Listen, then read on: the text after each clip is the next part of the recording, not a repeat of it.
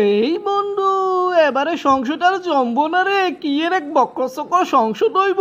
আগে সংসদগুলো কি জমজমাট ছিল, কি মজা ছিল, কি আনন্দ ছিল রে। ওরে আমার নাস্তিক বন্ধু রে, কি করছ তুই? সকলে কইতাছে এবারে সংসদে জমবক, এবারে খেল হইব, সংসদে টান টান উত্তেজনা হইব। আর তুই কইতাছ জমবো না।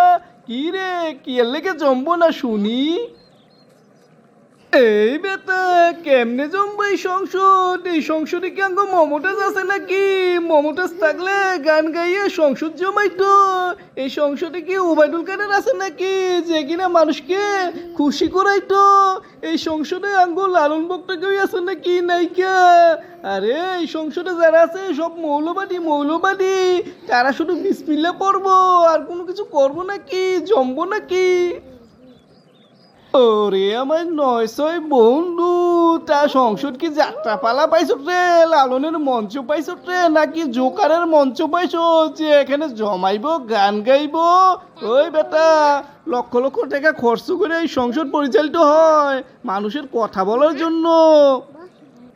এই বেটা, এতদিন কি সংসদ চলে নাই রে? দীর্ঘ ১৭ বছর কি সুন্দর সংসদ চললো। আজকে তোর কাছে কত কত শুনুন যাবে। সংসদ এইভাবে চললে কি দেশ উন্নত হয় নাই রে?